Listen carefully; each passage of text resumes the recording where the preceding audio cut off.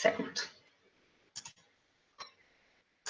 Bom, então aqui a gente tem aquela definição que eu falei para vocês. Então, definição do lixo é todo e qualquer resíduo sólido resultante das atividades diárias do homem em sociedade. Ele pode ser, na verdade, pessoal, sólido, líquido ou gasoso, né? Se a gente for pensar no tipo de resíduo gerado no nosso dia a dia. Então, quando a gente vai no banheiro, a gente está gerando um resíduo líquido, né? Quando eu acendo um fogão e na queima ali do gás, a gente tem a liberação de gases que são resíduos, né?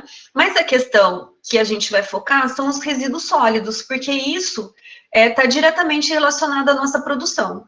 E aí, qual que vai ter a diferença, né, do lixo e para o resíduo? O lixo é aquele que eu não tenho mais nada servível nele, que ele não pode ser mais reaproveitável.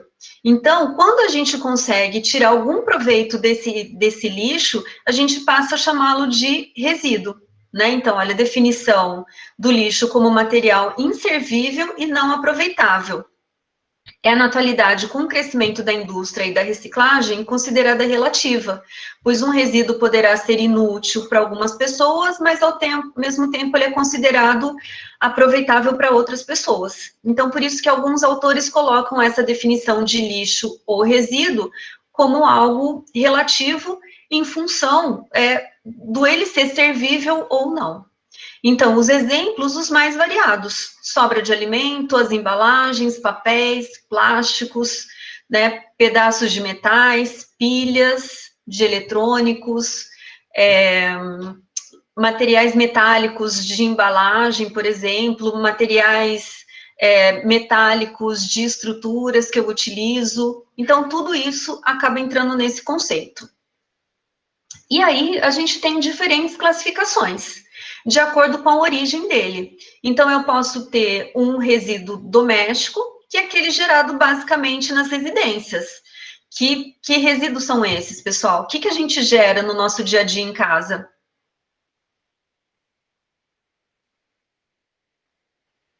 Vou gerar as embalagens, vou gerar, então, as embalagens que pode ser de plástico, de papel, de embalagem cartonada, de embalagem metalizada, né? Casca de frutas e legumes. Que foi?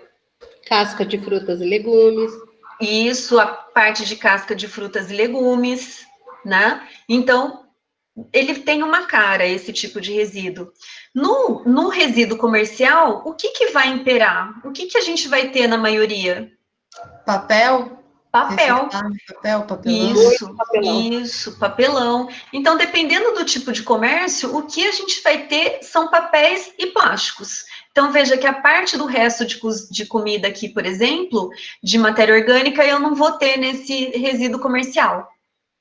Já as indústrias também geram resíduos. E aí, pessoal, no caso, o resíduo gerado pela indústria, cada tipo de resíduo, na verdade, cada tipo de indústria, a gente vai ter um resíduo diferente. E, consequentemente, eu posso ter alguns resíduos que são perigosos, que apresentam toxicidade, e outros resíduos que não vão ter problemas. Mas, como eu posso ter resíduos perigosos, existe uma legislação específica para esse tipo de resíduo. Então, existe uma norma da ABNT que regulamenta os tipos de resíduo, em classe 1, 2 e 3. E tem uma outra classificação, que é classe 1, classe 2A e classe 2B. Por que tem essa classificação? Por que eu preciso ter essa classificação? Porque dependendo do risco do resíduo gerado, eu preciso ter uma disposição adequada. Eu preciso ter um armazenamento adequado ou preciso ter um tratamento adequado. Então, se ele é enquadrado como um resíduo classe 1, por exemplo, que é um resíduo perigoso, ele vai precisar ter um tratamento diferente. Ele vai ter que ter uma sinalização adequada, ele vai ter que ter um tratamento adequado, certo? Que, no fim, essa classificação, ela é uma classificação industrial, mas que a gente acaba utilizando ele para qualquer tipo de resíduo. Porque aqui, o classe 1, 2 e 3, a gente vai ver que ele é classificado em perigoso, em inerte e não inerte. E se a gente olhar no nosso resíduo doméstico, por exemplo, a gente tem menos resíduo perigoso, ou quase nada, mas eu posso ter o resíduo inerte e o resíduo não inerte, certo? Então, existe essa norma específica para esse tipo de resíduo. O resíduo hospitalar, pessoal, também. Qual que é o grande problema do resíduo hospitalar? Contaminação. Isso, a presença de patógenos, né? Então, também a gente tem uma norma específica e exclusiva para resíduos hospitalares. Então, essa norma, essa legislação é em função principalmente do quê? Principalmente em função da necessidade de eu ter um procedimento para gestão desse tipo de resíduo. Então, eu não posso simplesmente pegar um resíduo de uma clínica, um resíduo de hospital e misturar com um resíduo comum. Por quê? Porque ali eu posso ter resíduos que são contaminados com patógenos e, consequentemente, trazer algum problema de saúde, certo? Então, eu tenho procedimentos muito específicos para esse tipo de resíduo. O que entra nesse resíduo hospitalar, pessoal? Inclusive, tem um carro, né, especializado para buscar recolher esse lixo, né? Isso. Na verdade, esse carro, ele tem especificidades para isso. Ele precisa ter uma licença para ele circular. O motorista precisa ter também algumas capacitações para isso. E aí a gente enxerga, no caminhão ele tem uma sinalização e eu sei que aquele caminhão é um caminhão que está transportando resíduos hospitalares. Alguém mais ia falar alguma coisa que acabou encavalando?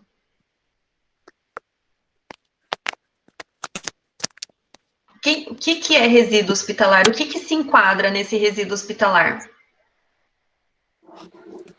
Injeção, luva, Isso. algodão. Bastante plástico também.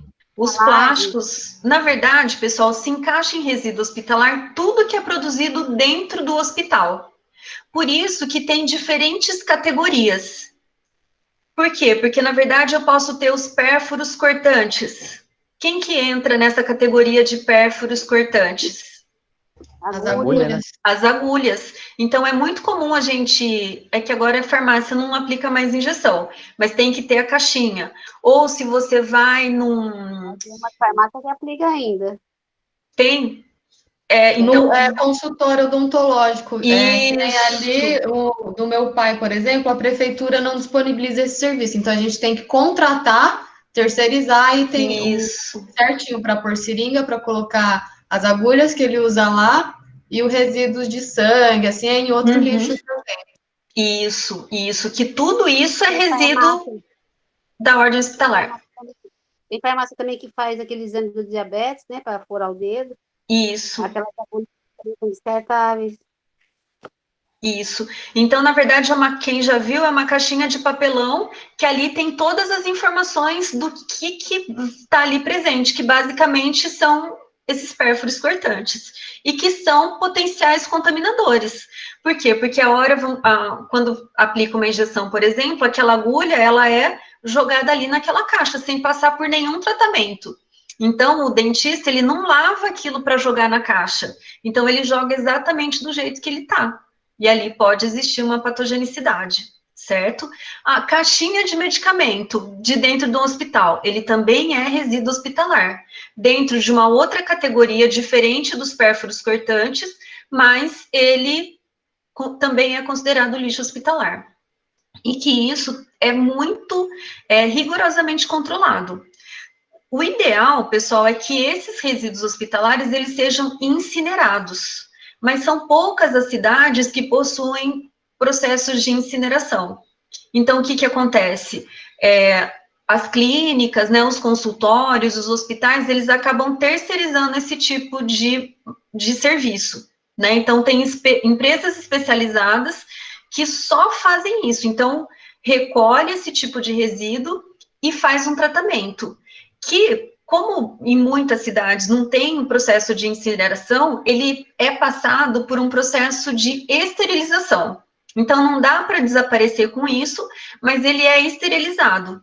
e aí, depois de esterilizado, ele é depositado num aterro, num lugar específico do aterro, certo? Mas tem empresas que só faz isso, porque muitas vezes a cidade não tem esse tipo de serviço. Então, não sei se vocês sabem, mas a UnoOeste, ela presta esse tipo de serviço. Então, ela faz todo o processo, na verdade, de recolhimento do lixo hospitalar do HR, e aí ela envia para uma empresa que faz o processo de esterilização e deposição.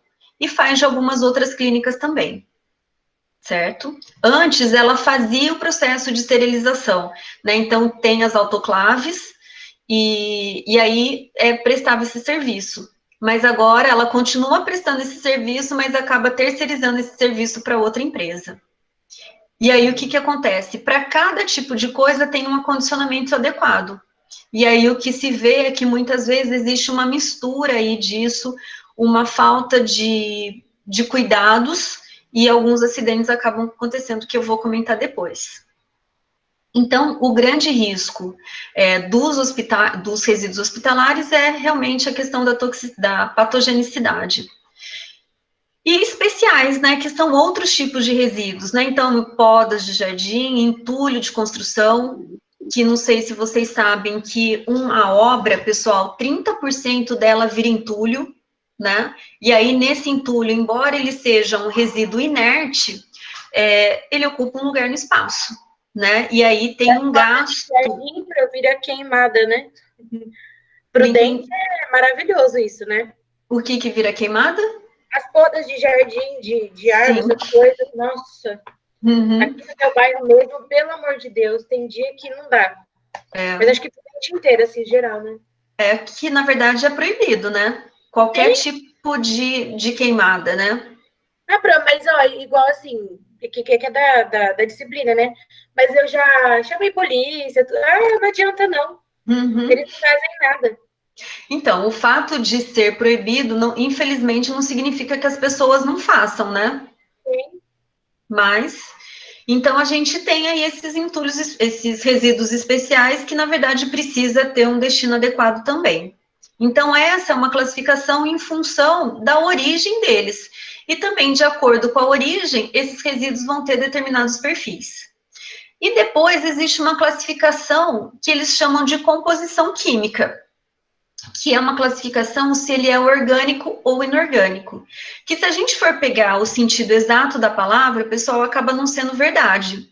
No fim, a gente associa esse lixo orgânico, esse resíduo orgânico, a que tipo de substância? Que se decompõe, tipo, que a gente coloca nas plantas. Isso. Casca de fruta, essas coisas mesmo, né? A gente chama disso, né? Isso. Que, na verdade, é o resíduo, o lixo que é biodegradável. Certo? Então, o que entra aqui? Entra restos de alimentos, o próprio alimento, quando ele sofre decomposição. Então, o que acontece é que ele vai ser biodegradável, que muitas pessoas chamam isso de resíduo úmido. Porque na degradação ele gera água, que a gente vai ver que gera o chorume, né?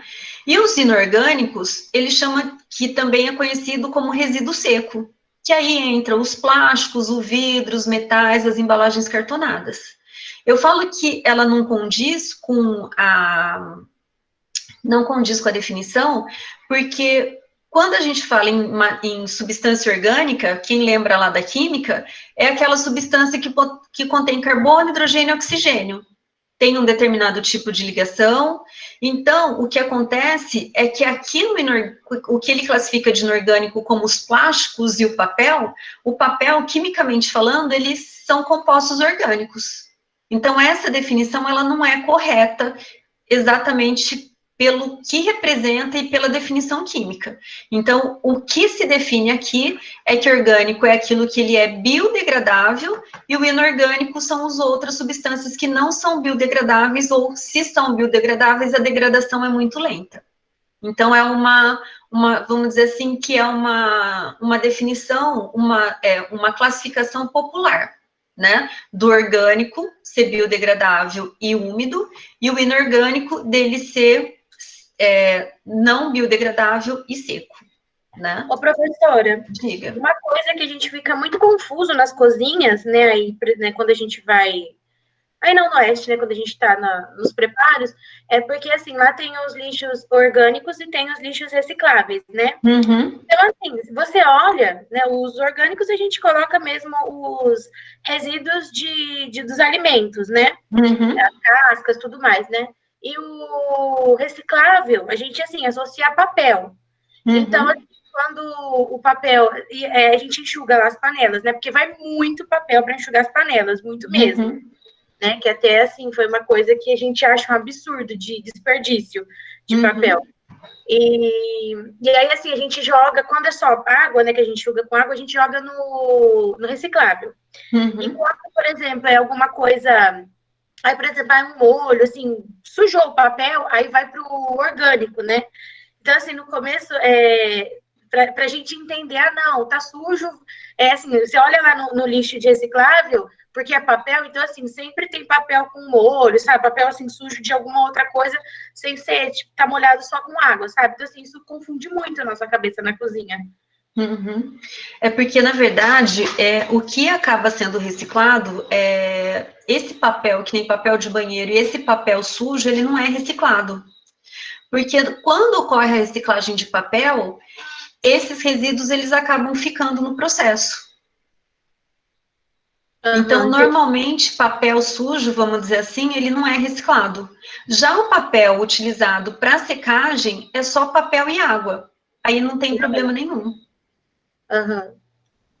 Porque aí esse papel sujo, ele não é reciclado. Normalmente ele não é reciclado.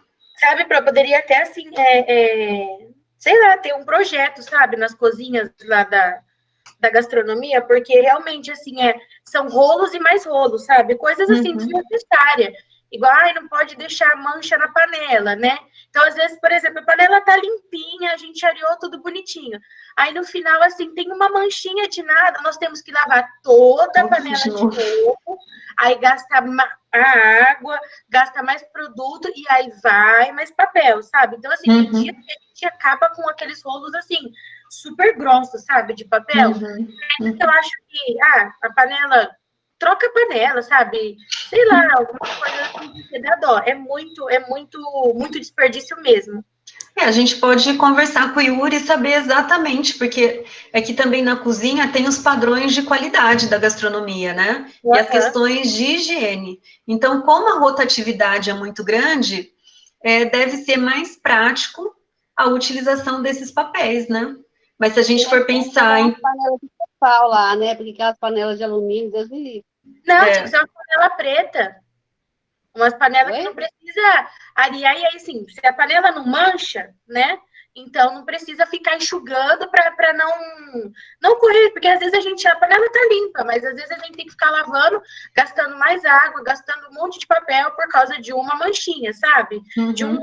Porque essa panela é tão ruim, porque assim... Mancha de água, né? A própria água, a manchinha da água, não mancha de alguma coisa de sujeira, né?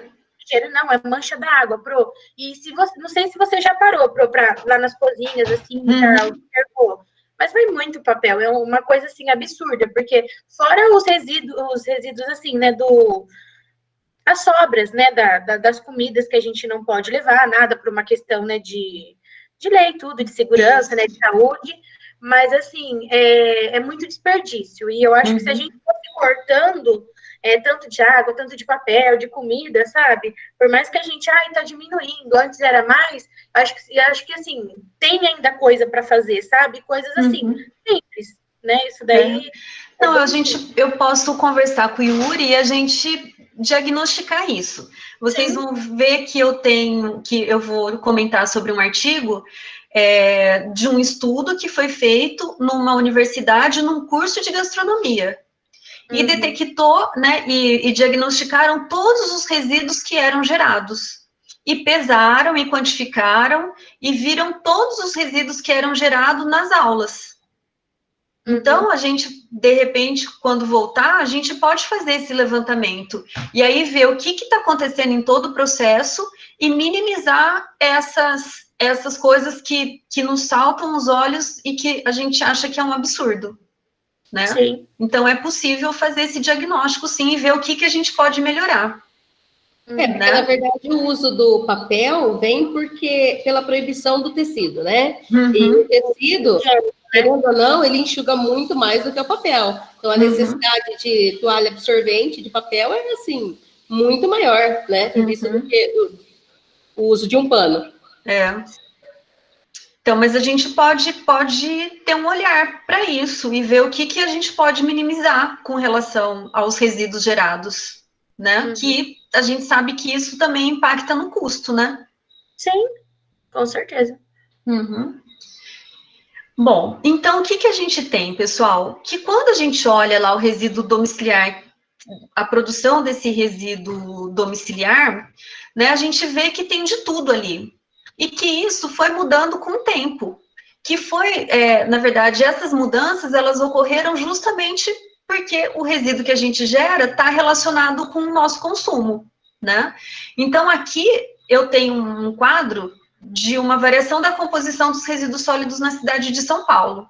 Então, eles fizeram um estudo aí de 1927 até 1998. Esse trabalho ele foi publicado no ano de 2000, mas esse perfil aqui, ele não mudou muito. E olha o que a gente observa, que lá na década de 20, a gente tinha uma porcentagem grande de papel, um pouco de couro e trapo, né, que ele coloca ali de tecido, 0 de plástico, 0,9 de vidro, 1,7 de metais e latas e quase 83% de matéria orgânica. Aí o tempo foi passando, aumentou, depois de 20 anos, aumentou a quantidade de papel, aumentou a porcentagem de trapo e couro, o plástico ainda não aparecia, aumentou vidro, aumentou metal e diminuiu matéria orgânica. E aí foi o passando o tempo. Na década de 90, eu tinha lá agora 30% de papel, 3% de trapo e couro, 9% de plástico, 4,2% de vidro, 5,3% de metal e diminuir a quantidade de matéria orgânica. Então, vejam que aquele resíduo seco, né, ele aumentou e a quantidade de matéria orgânica biodegradável diminuiu. E quando a gente chega aqui, quase nos anos 2000, a gente tem uns 18,8% de papel, praticamente nada de tecido, tenho 22%, né, quase 23%, então quase um quarto disso é plástico, depois 1,5% de vidro, 3% de metais e a matéria orgânica 53,8%. Então, o que eu posso concluir aqui, pessoal? Ao longo do tempo, que eu tive a variação da composição do meu resíduo, mas o que alterou aqui?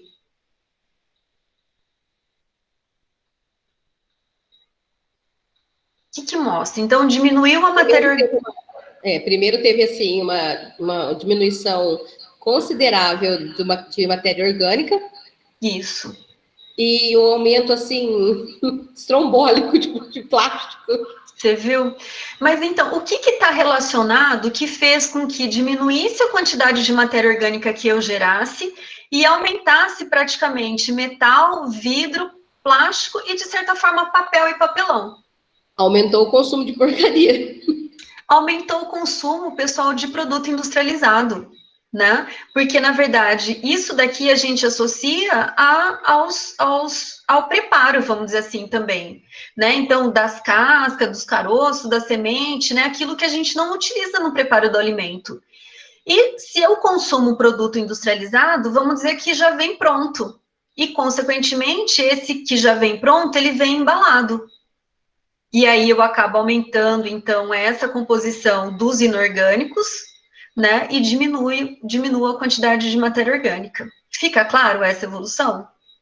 E claro que isso evoluiu em função do tempo, então veja que o plástico na década de 40, final da década de 40, ele não tinha impacto nenhum, né? Porque realmente foi a partir da década de 60 é que o plástico ganhou uma força enorme e ele conseguiu ser o protagonista aqui, né, da presença no nosso resíduo.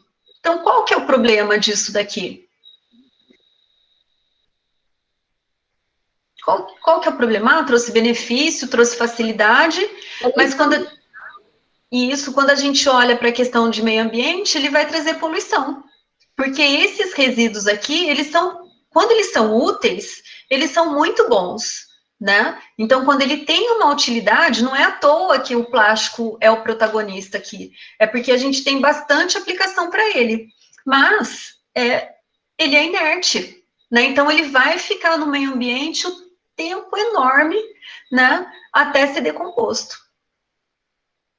Então, o problema da poluição e do impacto, né? Porque eu diminuo aqui a quantidade do que pode ser degradado e aumento esse daqui, que é reciclável. Então, o papel é possível reciclar, o plástico é possível reciclar, o vidro é possível, os metais também são possíveis, mas o grande problema é que uma parte muito pequena desses resíduos, eles são realmente recicláveis, embora eles sejam recicláveis, certo?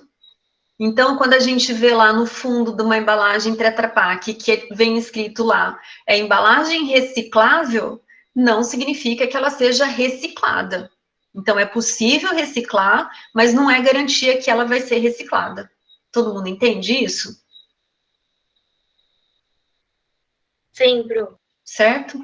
Bom, e aqui, pessoal, uma outra figura do problema associado à geração de lixo. Porque ele tem a classificação lá de doméstico, tem as classificações específicas, mas o grande problema é que o destino desse lixo, ele é muito irregular, né? Então, embora no país a gente teve a criação das políticas, a Política Nacional de Resíduo Sólido, que é de 2010, ela não conseguiu ser implementada, que era a obrigatoriedade da adequação da coleta e do tratamento dos resíduos dos municípios. Só que eles não conseguiram atingir essa meta. Então, eles estão postergando e estão aumentando essa meta para que as cidades se adequem à questão do resíduo, né? Então, esse dado aqui também é um dado de 20 anos atrás, mas, infelizmente, essa situação aqui, ela não mudou muito ao longo desses 30 anos.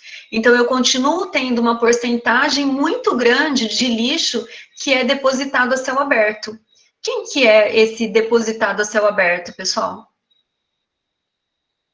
O que é um depósito a céu aberto? Lixão. Lixão, certo? Então, é lixão. Tem algum cuidado com ele? E com o resíduo que é depositado lá? Não. Não. Que problemas que eu tenho numa deposição de céu aberto? Contaminação do solo.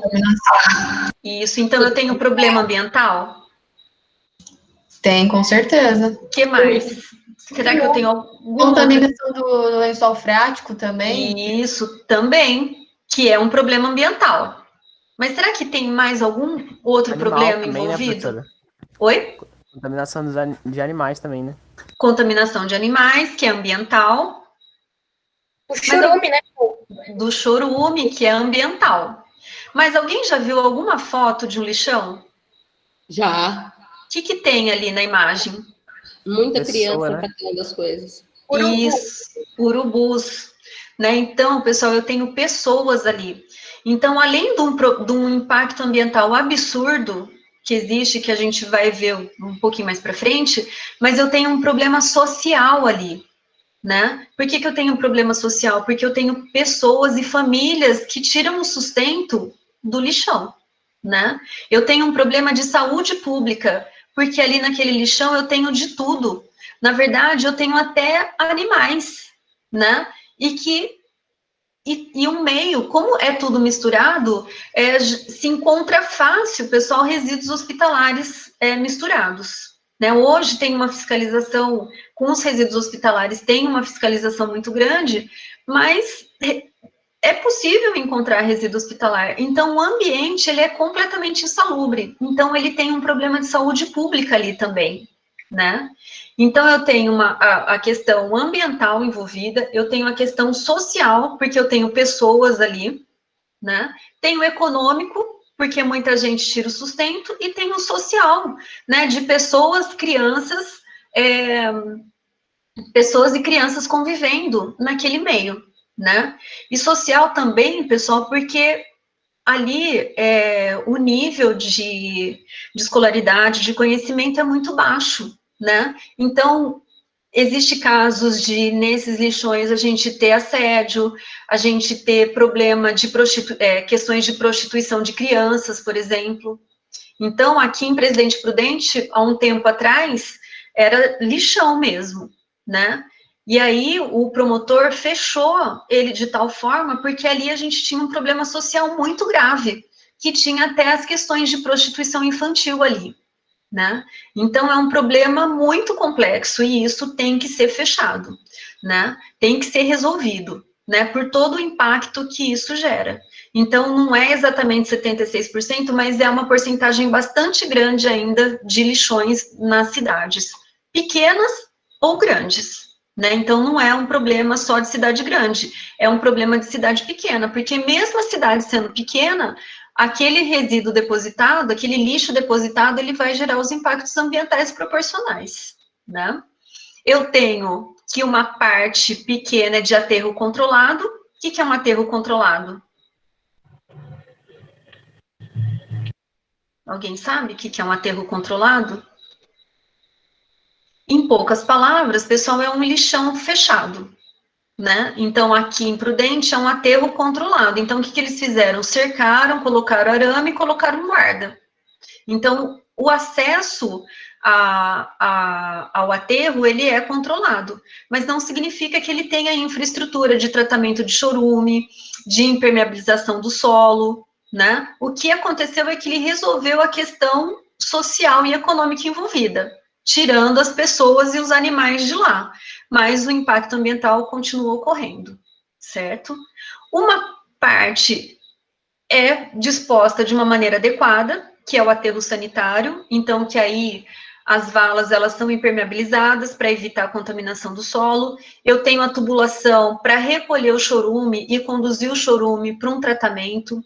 Eu tenho canalização para a coleta do gás metano que é gerado. Então, a gente diz que o aterro sanitário é a disposição ideal, né, do resíduo, só que uma porcentagem muito pequena que é disposto nesse tipo de aterro.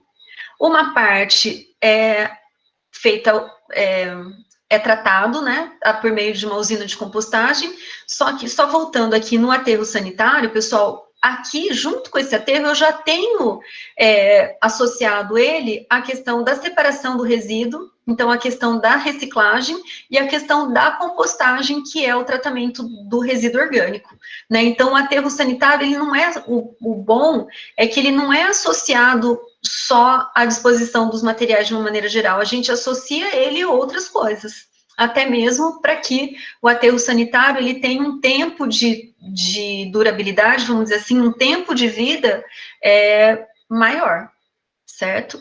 Uma pequeniníssima parte, ele é incinerado, né, então, que quando a gente pensa em incineração, eu preciso ter um incinerador, então, simplesmente queimar o lixo não vai resolver.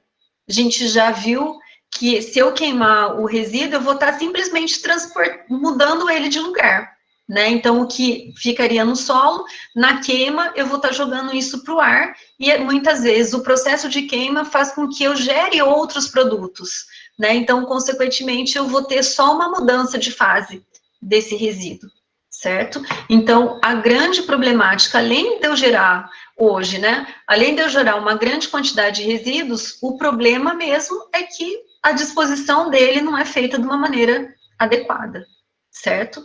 Alguma dúvida, pessoal? Alguém quer comentar alguma coisa sobre isso? Tranquilo, professora. Tranquilo. Então, vamos lá. Então, aqui, só uma comparação, né, do que é produzido. Então, claro que países que possuem maior poder aquisitivo acaba consumindo maior quantidade de, gerando, né, na verdade, uma maior quantidade de resíduos. Então, aqui é por quilo, por dia, per capita. Então, o que significa isso? Que é a média da quantidade de resíduos que uma única pessoa gera por dia. Então, aqui, países como os Estados Unidos, 3,2 quilos. Então, qual que é o grande problema? É que esse resíduo, pessoal, ele gera num dia, mas ele permanece no outro dia. que permanece no outro dia, mas que já foi gerado outros 3,2 quilos. Porque o resíduo, ele não tem essa capacidade de eu produzir num dia e ele se decompôs no dia, então zerou a balança. Não passou um dia, produziu 3,3, mas a minha balança não foi gerada. Então, no segundo dia, ele gerou mais 3,2 e somou com aquilo que não sofreu degradação. Então, a gente vai ter um acúmulo exponencial da quantidade de resíduos que são gerados, né? Itália, 1,5, Holanda, 1,3, o Japão, 1,1, Brasil, em média, 1 quilo. Isso varia de cidades pequenas e cidades grandes, como acontece aqui nos Estados Unidos. Então, a Grécia, 0,8 e Portugal, 0,6. Né? Então, que essa quantidade de resíduo gerado está relacionado, então, às questões de consumo. Quando a gente fala em resíduo, pessoal, isso é histórico, né? Então, desde que o homem é homem, gera resíduos, né? Então, só para vocês saberem, né? Na época dos romanos, começou a escavação de minerais para extrair metais para a produção de armas, né? Então, com isso, já gerava poluição nesses territórios, né? Então, dependendo do metal trabalhado, a gente já tinha uma contaminação em função da toxicidade dele. Com a Revolução Industrial, a gente teve um marco aí na produção de materiais e, consequentemente, no processo industrial, na geração desses produtos, que geravam subprodutos, né? Então, não tinha essa preocupação do quanto de material que eu estou utilizando e o quanto de subproduto inútil que eu estou gerando, e que isso mudou hoje. E a extensão de contaminação e riscos de materiais descartáveis aumentou muito depois da Segunda Guerra Mundial. Por quê? Porque o perfil de consumo depois da Segunda Guerra Mundial mudou, né? Então, consequentemente, um consumo maior e aí uma geração de resíduos maiores. Aqui, só para a gente ter uma ideia da composição deles, né, que muda de acordo com o perfil do país, né, o perfil de consumo e cultural também, a gente pode dizer. Então, aqui ainda ele coloca que gravimetricamente, então é por massa, né? Então, num total, 65% é matéria orgânica, 3% é vidro, metal 4%, plástico 3%, e o papel aqui aparece com 25%. A Alemanha também uma quantidade de matéria orgânica, vidro maior, metal, plástico e papel. Na Holanda, 50% de material orgânico e depois o restante de material inorgânico. E nos Estados Unidos, 35% de matéria orgânica e o restante de inorgânico. Então, a gente vê aqui 41% de papel, plástico 6,5%, metal 8,7% e vidro 8,6%. Né? Então, a gente vê uma mudança radical aqui no perfil da composição dos resíduos dos Estados Unidos, que isso daqui é a composição, mas lembra que, além dele ter uma composição variada, a quantidade consumida é bastante elevada. Então, é claro que o impacto de resíduos produzidos nos Estados Unidos é muito, muito, muito grande, pelo tipo de composição e também pela quantidade que é consumida. Aqui uma outra versão, né, então, daquela tabela, então, que ele se refere a países industrializados, países de renda média e países de baixa renda. E a gente vê que as grandes diferenças tá na matéria orgânica, que ele coloca aqui como vegetal, né, então, nos países industrializados, 25%, e os de baixa renda, 60%. A gente vê o papel aqui também, numa quantidade bastante significativa, 31%, nos de baixa renda, 2%. Os polímeros, né, os plásticos, então aqui o 8%, 11% e 2%. Ele coloca aqui papel, né, já comentei, ele coloca aqui outros tipos de embalagem, né, outros tipos de resíduo, que aqui no caso 13%, 10% e nos de baixa renda 31%. Certo? Então, a gente também vê uma variação dessa composição de resíduos em função da industrialização, e claro que em função, se ele é industrializado, se ele é de baixa renda, no poder de consumo das pessoas. Né? Então, a gente vê aqui dos países de baixa renda, pouco papel, pouco plástico, que isso está relacionado, então, ao consumo desse tipo de produto, que, no caso, papel, plástico, por exemplo, eles vêm de produtos industrializados. Aqui também uma classificação, né, com relação ao tamanho da cidade, o quanto gera. Então, cidades maiores acabam gerando uma maior quantidade de resíduos. Então, no Brasil, aqui, tirando a média dessas cidades pequena, média, grande, a média vai ser de 1 quilo por dia, né? E aqui, o que pode ter numa composição gravimétrica, né? Então, o que contribuiu em massa?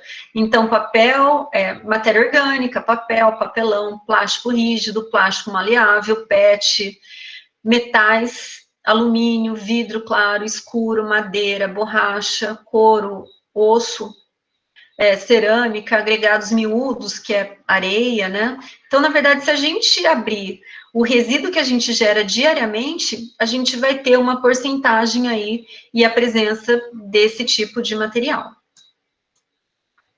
E aí, a classificação dos resíduos. Vocês querem fazer um intervalinho de 5 minutos ou a gente continua? Pode continuar por mim, professora. Pode continuar? Tá bom, então. Para mim, tá bem tranquilo. Não entendi. Para mim, também tranquilo. Vamos continuar. Então, Mas tá se bom. você quiser pegar água, Pro, ir no banheiro, alguma coisa, você avisa, tá? Tá, eu vou continuar mais um pouco, aí depois, um pouquinho mais para frente, a gente faz o intervalinho, certo?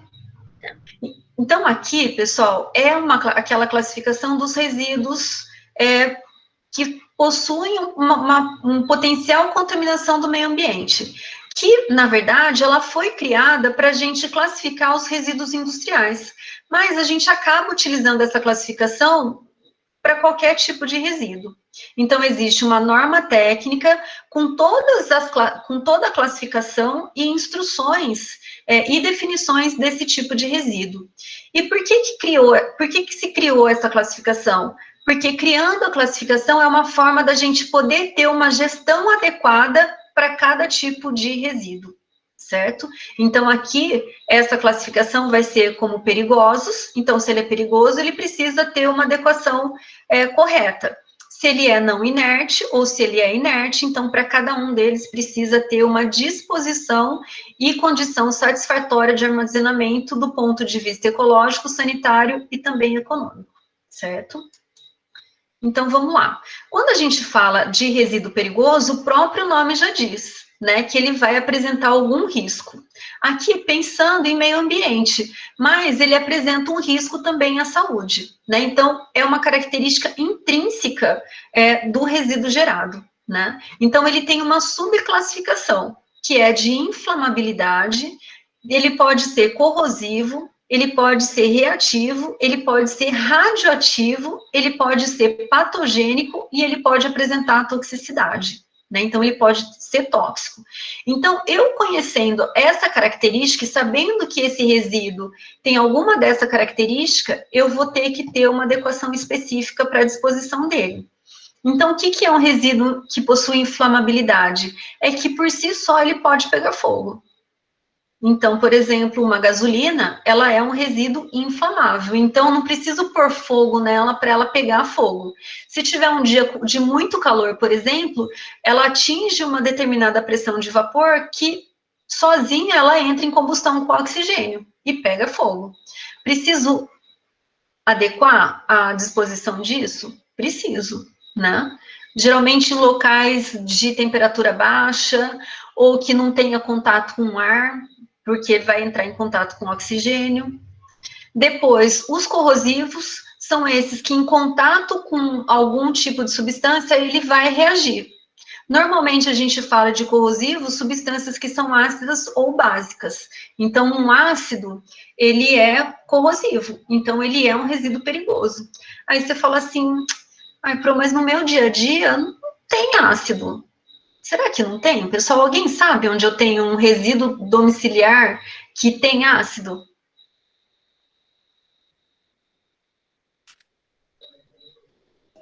Não que eu me lembre, professora. Olha... Eu tenho um que eu limpo o fogão lá, que ele acho que ele tem ácido. Na verdade, esse do fogão, ele tem básico. Ele é básico. O sabão tem ácido, não tem? Eu não O lembro sabão- o nome dele agora, mas ele é bem forte, assim, você passa na grade do fogão, ele sai toda aquela crosta, assim, no Isso. instante. Na verdade, ele está comendo a grade do seu fogão, né? Mas tudo bem, ele é um ácido. Mas Pes- a única coisa que tira é aquilo lá. É. No bombril não tira. Aham. É aquilo Então, lá mesmo. pessoal, se alguém usa limpa-alumínio, o limpa-alumínio, ele é ácido. É um ácido, chama ácido sulfônico. Ele é cancerígeno também, né? Na verdade, ele apresenta toxicidade, tanto é que a recomendação não é utilizar aquele produto com luva. Eu nunca vi, não, mas deve ser. É escrito lá em letra bem pequenininha, pessoal, tá escrito que aquele produto a gente deve utilizar com luva, porque ele irrita toda a mão. Ele é um ácido. A gente já percebe que ele é corrosivo pelo cheiro também, né, Também. professora? Ele tem um cheiro extremamente forte. Isso. E ele é tão forte que tem uma amiga da minha irmã que a funcionária chegou a furar a panela de tanto que usava. A panela ficou. Eu não sabia que ele era tão assim. E lá no colégio onde eu trabalho, uma vez teve aula de culinária, daí eu fui lavar a assadeira, né? Eu falei, cadê o brilho alumínio?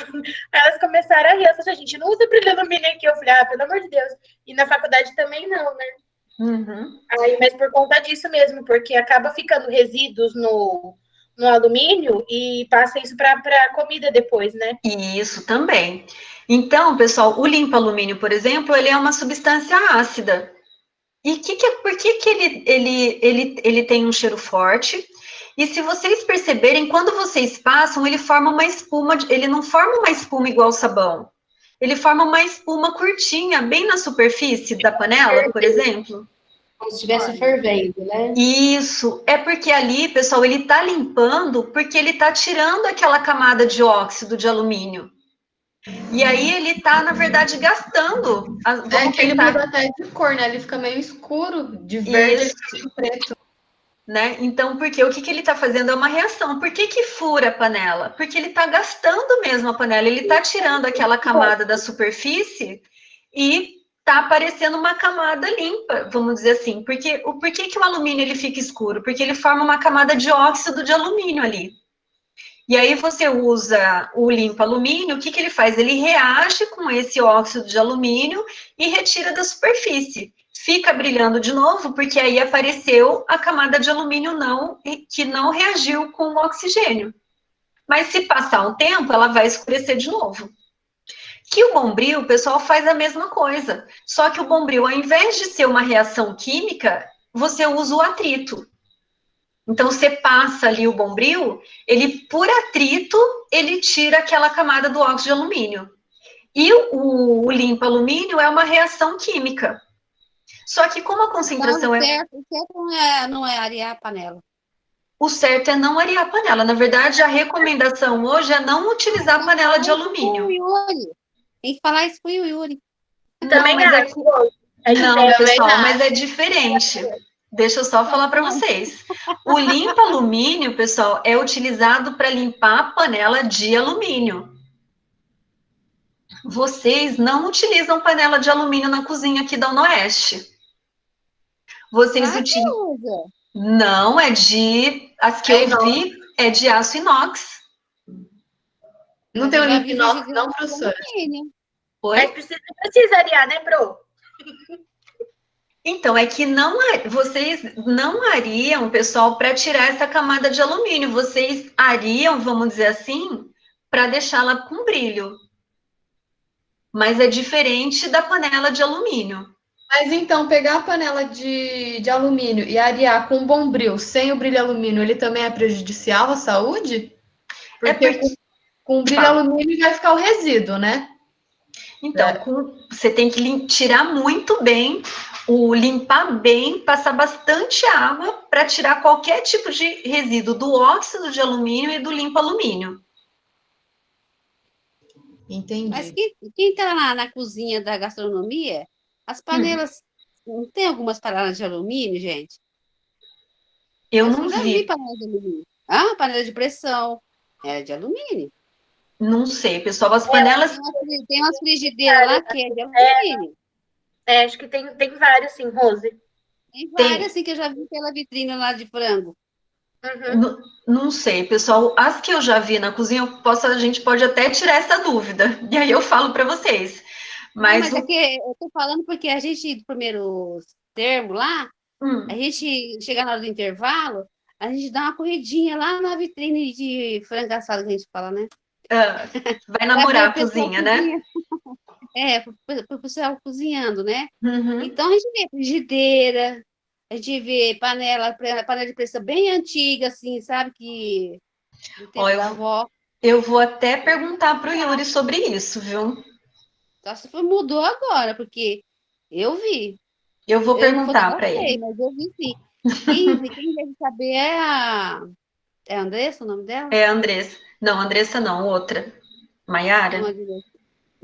Uma de olho azul, parece. É que na parte de panificação, algumas panelas de lá são de alumínio, a panela de pressão é alumínio também, que a gente já trabalhou com panela de pressão.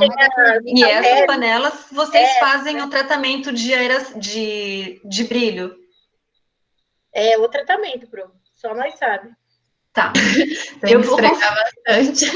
Eu vou perguntar para o Yuri saber como que é isso, certo? Bom, mas só a gente aumentou a polêmica aqui, mas só para mostrar para vocês que dentro de casa a gente tem esses resíduos, né? Quem usa limpa-pedra, não sei se alguém usa limpa-pedra aqui. Não, eu também não uso, né? Mas o limpa-pedra, pessoal, é um ácido chamado ácido muriático, que ele é um ácido clorídrico, que é um ácido forte, 90%. Mas por que ele é bom usar e ele limpa? Porque, na verdade, ele corrói, né? Ele está corroendo a pedra, né? Eu uso no meu serviço lá, quando os azulejos estão muito assim, nas beiradinhas assim, da parede, né? No rodapé. Quando está muito...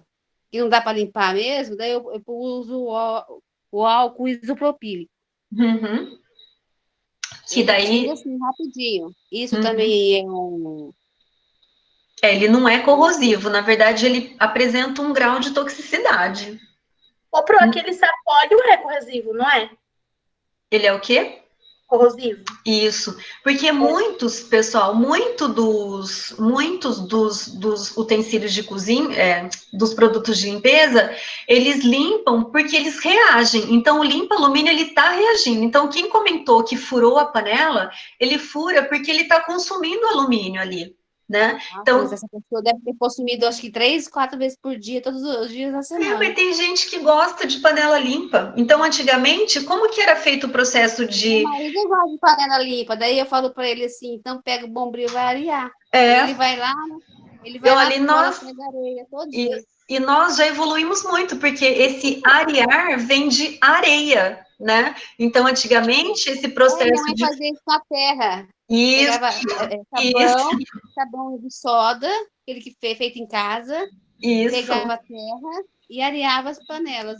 Isso, e ainda não podia enxugar, tinha que deixar secando ao sol, né? Porque minha mãe conta essas histórias. Acho que vocês não sei. Eu sou dessa época, a minha avó usava areia também, tinha que deixar tudo no sol. Isso. Você já tinha aquele suporte assim na parede? Era um suporte que tinha uns ganchos assim, cabide, que colocava as panelas, tampas, assim, tudo parecia, brilhava. Isso, exatamente. Já teve vez a gente usar limão e sal. Também, porque o limão, ele é ácido, né? Ele é um ácido mais fraco, mas ele ajuda no processo de remoção. Isso, e o sal, ele faz o atrito. Isso, o atrito. Que vai ser o abrasivo, né? Então, pessoal, para ilustrar que numa coisa singela a gente tem esse tipo de resíduo. Tanto que não vem escrito lá armazenar longe de criança. Ou armazenar em lugar seguro. Deveria vir assim, longe de criança e longe de pessoas que gostam de usar muito. Isso também, né? Bom, então, olha lá, a gente achou onde está um resíduo corrosivo, né? Então, que normalmente esse corrosivo, ele é relacionado... Oi? Soda cáustica. Isso. Também que usa, antigamente usava muito, e na verdade também continua vendendo no supermercado, aquele diabo verde. Que aquilo lá é soda cáustica. Aquilo não presta, não. O bom é soda mesmo. Não entendi, pessoal. O bom é a soda mesmo, quando entope alguma coisa. Então, só que ela é super problemática, né? Porque ela gera um impacto ambiental enorme, mas ela resolve, né? Não, mas é difícil também hoje em dia entupir alguma coisa. Então, pessoal, então a gente tem soda cáustica, a água sanitária, porque muita gente pensa que ela é ácida, mas na verdade ela é básica, então que também lá tem os cuidados na utilização dela, né? Então, a gente tem esses produtos no nosso dia a dia. Tem algumas substâncias. Aquele verde, professora. Não entendi. Aquele verde que eu costumo usar, eu não uso que boa, nem água sanitária, essas coisas. Eu costumo, na roupa, né? Na casa, sim, assim, nos banheiros, de vez em quando, no vaso, a gente usa água sanitária. Água sanitária. Esse daí Agora, uma evolução. Tem aquele verde que eu uso na roupa. Isso. Então, são substâncias que estão desenvolvidas para esse fim, né? Então, uma questão de desenvolvimento de produto que seja menos agressivo, não resolve? Resolve. Então, mas o processo de funcionamento desse produto, ele é diferente de uma água sanitária. Então, é uma evolução dos produtos na área de limpeza. Quem que desenvolve esses produtos? Os químicos. Ah, sim. Certo? Bom, e aí então a gente tem alguns resíduos que são reativos, que acaba confundindo um pouco os resíduos de corrosividade, mas que na verdade o produto é o mesmo, né? O resultado acaba sendo o mesmo. Depois, eu posso ter resíduos radioativos, que são esses que emitem radiação. Aí você fala assim, mas onde que eu tenho isso? Na verdade, é só a gente olhar o tanto de instituto radiológico, pessoal, que nesses institutos radiológicos, as máquinas de raio-x, as máquinas de ressonância, elas possuem emissores de luz, e muitos deles são radioativos. Então, não sei quem lembra daquele acidente do Césio 137, né? Então, um má condicionamento do equipamento acabou gerando um acidente enorme, né? A gente não tem dentro de casa, né? Mas não deixa de ser um resíduo perigoso. Os resíduos patogênicos, né? Então, se enquadra aqui os resíduos hospitalares que têm uma legislação específica para eles, e os tóxicos, né? Que também tem características, muitas vezes, intrínsecas da própria substância, ou ele é tóxico porque eu tenho uma questão de patogenicidade envolvida, certo? Então, basicamente, os perigosos, eles estão associados a essa característica. Depois, os inertes, que são os mais simples, né, que intrinsecamente ele não oferece nenhum risco à saúde e ao meio ambiente, né, então ele está na norma, e claro que é feito um teste para saber se ele é inerte ou não. Então, é um teste de solubilidade, dissolve a substância na água, e aí, se ele não migrar para a água, significa que ele é realmente inerte, certo? E depois, os não inertes, que eles estão entre os inertes e os perigosos. Então, por exemplo, ele vai ter algumas características.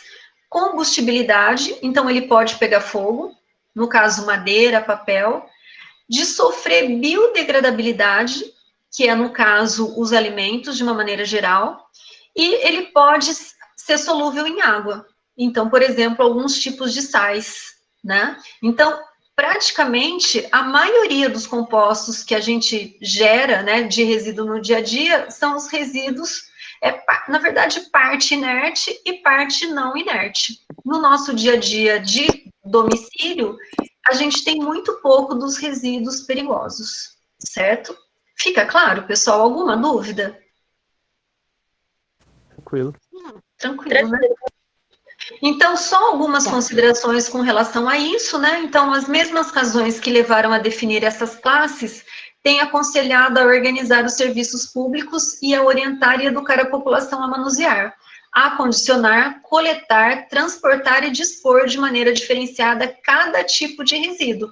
Então, o objetivo é organização dele em toda a cadeia do resíduo gerado. E aí a gente sabe que a principal dificuldade é na implementação disso, porque precisa de tempo, precisa recurso financeiro, administrativo e educacional, para a gente mudar hábito e costumes que são tradicionais. Então, qual que é a tradição? Misturar todo tipo de resíduo num pacote só. Então, vai um esforço para mudar esse tipo de cultura, né? Vai questão de informação, vai questão de saber educacional, porque eu preciso saber por que a separação é importante, né? Então, isso é uma grande barreira, né? Superar hábitos e costumes, e em função da necessidade de investimento educacional, financeiro, administrativo para isso, certo? É isso. Pessoal, eu vou parar essa gravação, porque vai ficar muito longa, e aí a gente volta. Eu vou precisar de 5 minutinhos para tomar uma água, e aí a gente volta, pode ser? Pode, pronto. Pode Então, sim. Porque também, aí a gravação também não fica tão longa.